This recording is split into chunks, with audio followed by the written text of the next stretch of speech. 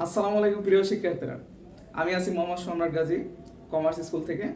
তোমাদের নিয়ে আসছি আজকে ইংলিশের প্রথম ক্লাস। আর অবভিয়াসলি এই ক্লাসগুলো এখন থেকে নিয়মিত আপ করা হবে, রেকর্ডিং অথবা লাইভ যে কোনো সময় যে কোনোভাবে দেওয়া হবে, আপ করা হবে। শুধুমাত্র ইংলিশ ক্লাস না, বিভিন্ন ধরনের বিষয়, অ্যাকাউন্টিং থেকে শুরু করে ফাইন্যান্স ইত্যাদি ইত্যাদি যত সাবজেক্ট আছে সবগুলো আপ করা হবে। তোমরা অবভিয়াসলি পেজে এবং লাইক অথবা ফলো দিয়ে এবং শেয়ার করে আমাদের পাশে থাকতে পারো এবং আমাদের নিয়মিত যে সাবজেক্টগুলো ক্লাস হচ্ছে সেগুলো ফলো করতে পারো। তো সবচেয়ে গুরুত্বপূর্ণ বিষয় হচ্ছে আজকে ইংলিশ। আমাদের ছোটোবেলা থেকে সবচেয়ে ভয়ের বিষয় হচ্ছে এই ইংলিশটা, তাই না? আমাদের বেসিক থেকে শুরু করে একেবারে কি বলে আপার লেভেল পর্যন্ত ইংলিশের গ্রামাটিক থেকে একেবারে মানে seen unseen passage first paper যা আছে সব কিছুতে আমরা ভয় পাই। ভয় পাওয়ার সবচেয়ে বড় কারণ হচ্ছে ভোকাবুলারি, আমার মতে এটা। কারণ প্রায় 70% স্টুডেন্ট ভয় পায় যে শব্দের মানে সে জানে না, ঠিক আছে?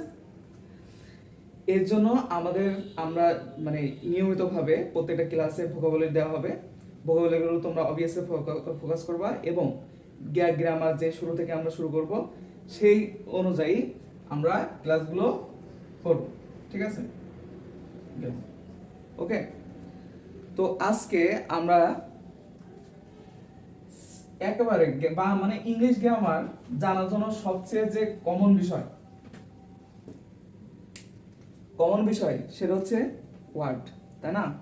এই যে ওয়ার্ড, WRD, ওয়ার্ড থেকে সেন্টেন্স থেকে প্যারা এটসেট্রা, ঠিক আছে? এখন আমাদের তাহলে সর্বপ্রথম জানতে হবে হচ্ছে ওয়ার্ডটা কি। আমরা লিখি ওয়ার্ডটা হচ্ছে কয়েকটি লেটারের সমষ্টি,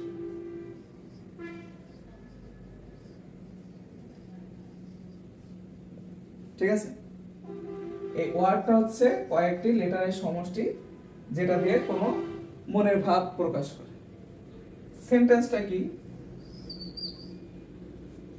কয়েকটি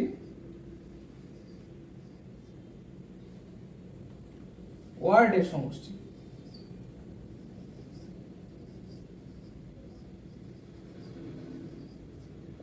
ঠিক আছে?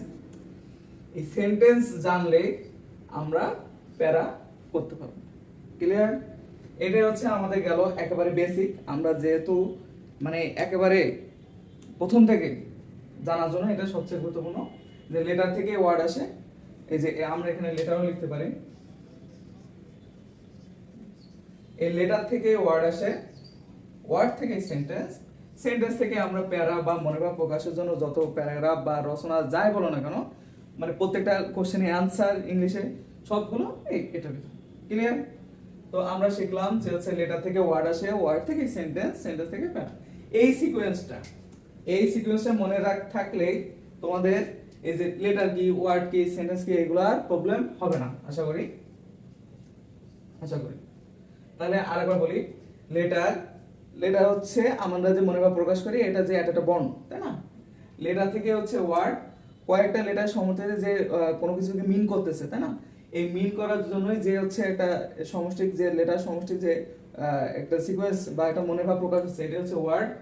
আর কয়েকটা ওয়ার্ড মিলে সম্পূর্ণভাবে যে মনোভাব প্রকাশ করতেছে যে আমরা কি করতেছি, খাচ্ছি দাচ্ছি, হ্যাঁ, we are eating or we are dancing etcetera, that's হচ্ছে সেন্টেন্স।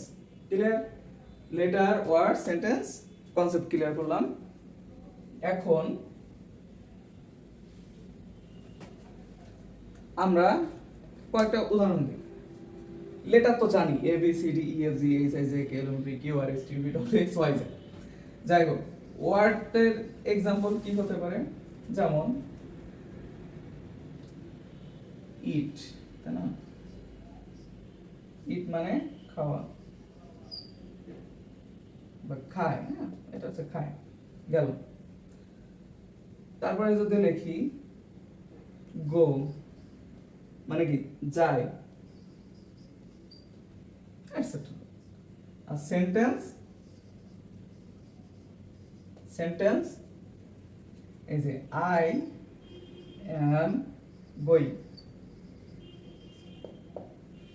এই যে দেখো এখানে একটা ওয়ার্ড, অ্যাম একটা ওয়ার্ড, গোয়িং একটা ওয়ার্ড, এই তিনটা ওয়ার্ডের সমন্বয়ে দেখো যে এর মনোভাব করতেছে কি কি, আমি যাচ্ছি।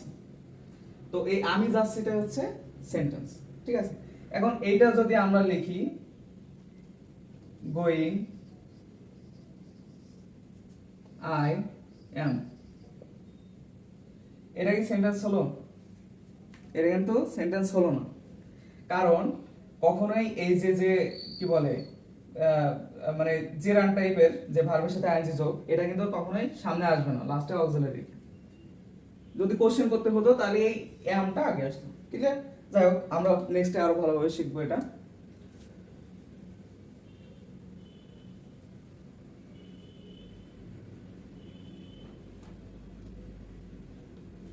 আচ্ছা, তাহলে আমরা এখন সেন্টেন্সের যে মূল বিষয়, সেন্টেন্সের যে মেন যে বেসিক যে স্ট্রাকচার, ঠিক আছে, ওইটা আমরা দেখব। নর্মাল সেন্টেন্স প্যাটার্ন যেটা, ওইটা দেখব।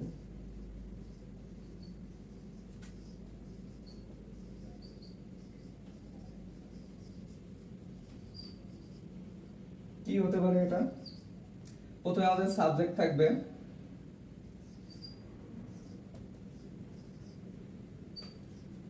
তারপরে যে কোনো ভার্ব থাকবে,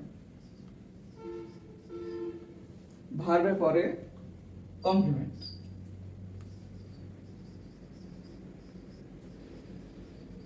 বা অবজেক্ট, অবজেক্ট বলা যেতে পারে এটাকে, আবার অন্য হচ্ছে অবজেক্ট। আর লাস্টে যেটা, সেটা হচ্ছে মডিফায়ার।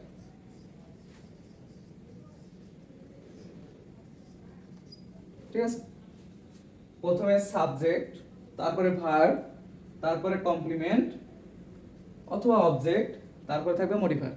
এইটা একেবারে নর্মাল যে সেন্টেন্স প্যাটার্ন ইংলিশের, সেটাকে বোঝাচ্ছে। তাহলে আরেকবার বলি, প্রথমে থাকবে সাবজেক্ট, তারপরে থাকবে ভার্ব অবভিয়াসলি, তারপরে কমপ্লিমেন্ট, তারপরে মডিফায়ার। এখন সাবজেক্টটা অবভিয়াসলি থাকবে, এটা এই জিনিসটা সাবজেক্ট এবং ভার্ব, ঠিক আছে। সাবজেক্ট এবং ভার্ব সেন্টেন্সে বাধ্যতামূলক।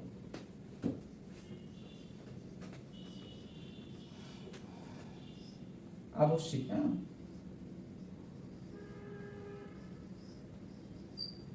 আবশ্যিক হচ্ছে সাবজেক্ট এবং ভার্ব।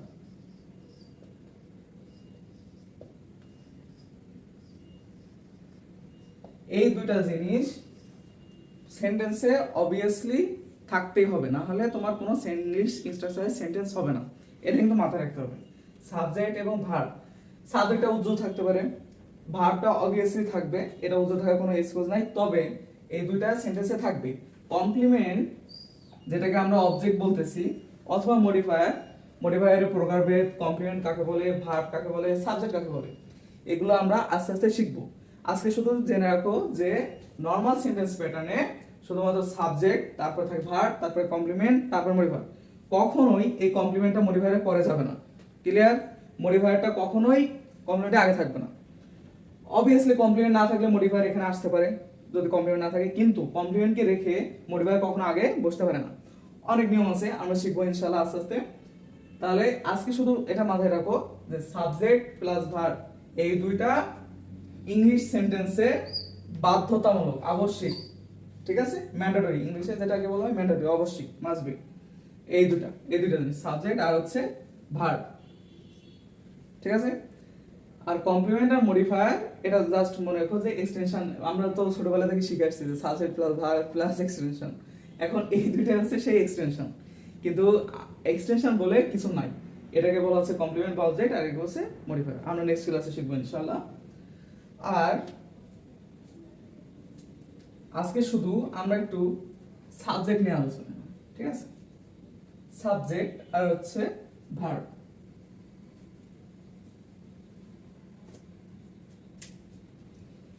সাবজেক্টটা কি? সাবজেক্ট হচ্ছে অ্যাকশন ভার্বের ক্ষেত্রে, অ্যাকশন সেন্টেন্সের ক্ষেত্রে যে করতেছে, ঠিক আছে, ডুয়ার, হ্যাঁ, যে কাজটি করে, এটা হচ্ছে কি সাবজেক্ট। ক্লিয়ার? এক কথায় আমরা না মানে বইতে দেখা যায় যে 2-3 লাইন 2-3 সেন্টেন্সে একটা প্যারা দিয়ে রাখছে শুধুমাত্র সংজ্ঞা বোঝাতে সাবজেক্ট কাকে বলে। এত দরকার নেই ভাই। সাবজেক্ট কাকে বলে? যে ডুয়ার অথবা যে কাজটি করে, ঠিক আছে, এটা হচ্ছে সাবজেক্ট। এক্সাম্পল কি হতে পারে? এক্সাম্পল হতে পারে, তো এর আগে এখানে দেখি I am A achieving my goal, ঠিক আছে। এখানে দেখো আমি কি অ্যাচিভ করতেছি আমার গোল, তাই না? আই অ্যাম অ্যাচিভিং মাই গোল। এখন ডুয়ার, আমি বলছি যে ডুয়ার অথবা যে কাজটি করতেছে, তাহলে কি এখানে আইটা আমি কাজটি করতেছি না, তাই না? তাহলে কি আই এখানে হচ্ছে তোমার অবভিয়াসলি ডুয়ার, তো সেই ডুয়ার যখন এটাই হচ্ছে তোমার সাবজেক্ট। ক্লিয়ার? আচ্ছা, এবার দেখো ভার্ব।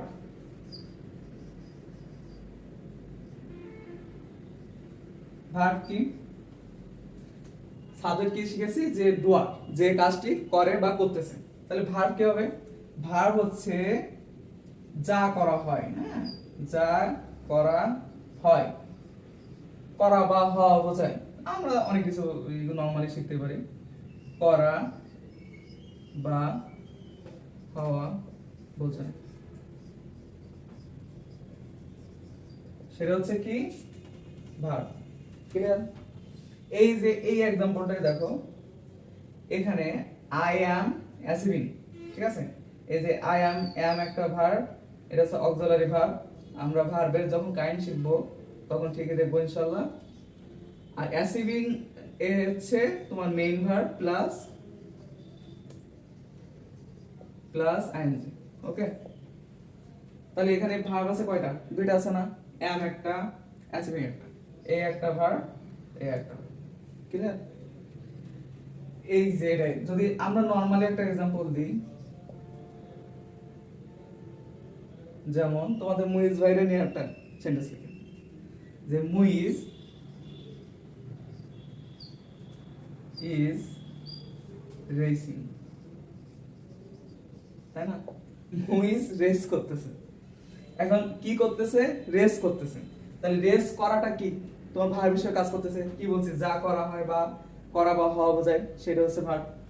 তাহলে মুইজ কি এখানে? অবভিয়াসলি সাবজেক্ট, যে করতেছে মুইজ ভাই করতেছে। আর ইজ রেসিং হচ্ছে তোমার এখানে ভার্ব। ক্লিয়ার?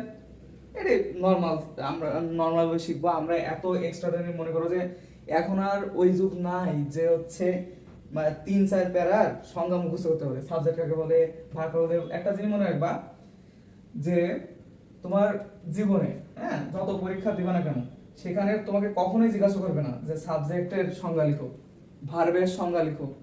তোমাকে জিজ্ঞাসা করবে যে সাবজেক্ট কোনটা, নিচে সেন্টেন্সের সাবজেক্ট কোনটা, এই সাবজেক্ট দিয়ে তুমি কোনো কিছু পরিবর্তন করে দেখাও, ইত্যাদি ইত্যাদি। ভার্বের পরিবর্তন করো, অথবা ভার্ব হচ্ছে যে টেন্সে অন্য টেন্সে পরিবর্তন করো, অথবা কি বলে ভার্বটা কোন ফর্মে আছে, হ্যাঁ, ভার্বটা খোঁজো। এই টাইপের আসবে, কিন্তু কখনোই তোমাকে জিজ্ঞাসা করবে না যে ভার্ব অথবা হচ্ছে সাবজেক্ট কাকে বলে। তাহলে আমরা কি দেখলাম? সেন্টেন্সের দুইটা ম্যান্ডেটরি জিনিস আমরা দেখছি।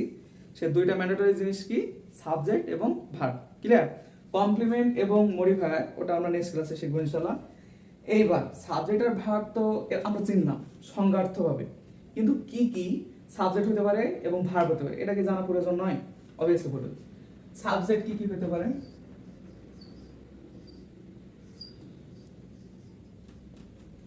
যে কোনো নাউন, ঠিক আছে, নাউন হতে পারে। ক্লিয়ার? প্রোনাউন সাবজেক্ট হতে পারে, প্রোনাউন সাবজেক্ট হতে পারে, হ্যাঁ, পারে না? পারে। জেনারেলি এবার নাউন এবং প্রোনাউন এটা সাবজেক্ট হয়। আর কি হতে পারে? নাউন ফ্রেজ,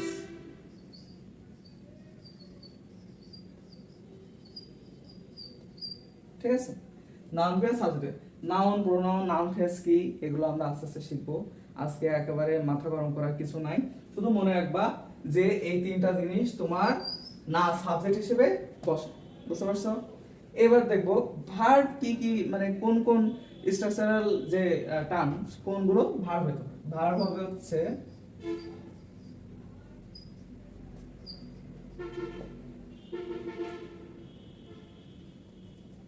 যে কোনো ওয়ার্ড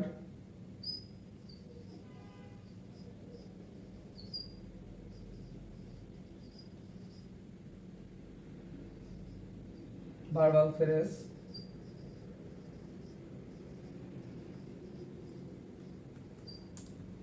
এটাই, এটা জানলেই হচ্ছে। এটা হচ্ছে তোমার ভার্ব হিসেবে কাজ করতে পারে। এই যে যে কোনো ওয়ার্ড বলতে আমি এখানে বুঝেছি যে অক্সিলারি ভাবে যে ওয়ার্ডগুলো আছে এম ইউজ আর, হ্যাঁ, কোনো কিছু করা যদি বোঝায় ডু, ওকে। আর ভার্বাল ফ্রেজ বলতে বোঝাচ্ছে যে কয়েকটি শব্দের, মানে কয়েকটি ভার্বের শব্দের সমন্বয়, যেমন am doing, going, sorry am going মানে আমি যাচ্ছি। এই যে দুইটা ওয়ার্ড মিলে হলো, দুইটা ভার্ব মিলে যে একটা সেন্টেন্স হলো, এটা হচ্ছে ভার্বাল ফ্রেজ। এইগুলা তো সাবজেক্ট এবং ভার্ব, এগুলো হচ্ছে তোমার সাবজেক্ট হিসেবে বসতে পারে এবং ভার্ব হিসেবে বসতে পারে, ঠিক আছে?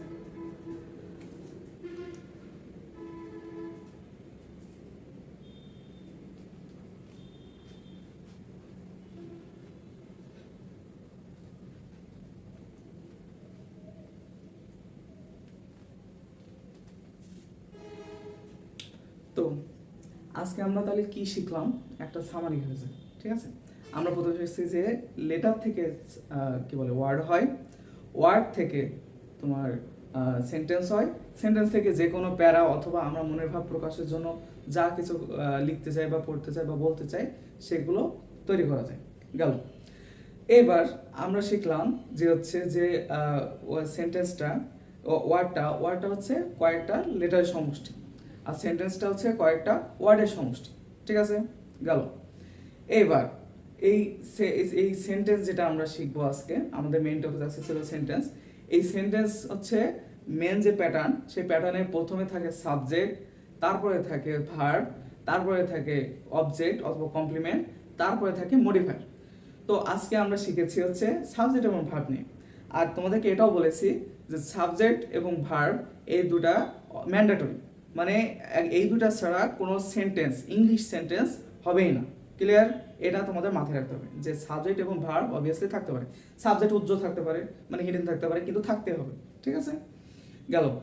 তাহলে সাবজেক্ট আমরা এরপরে শিখেছি যে সাবজেক্ট কি, মানে কি কি টাইপের ইয়াগুলো সাবজেক্ট হতে পারে। সাবজেক্ট হতে পারে কি কি, নাউন হতে পারে, প্রোনাউন হতে পারে, নাউন ফ্রেজ হতে পারে, ঠিক আছে। অপারেশন নামে একটা টার্ম আছে, সেটা হতে পারে।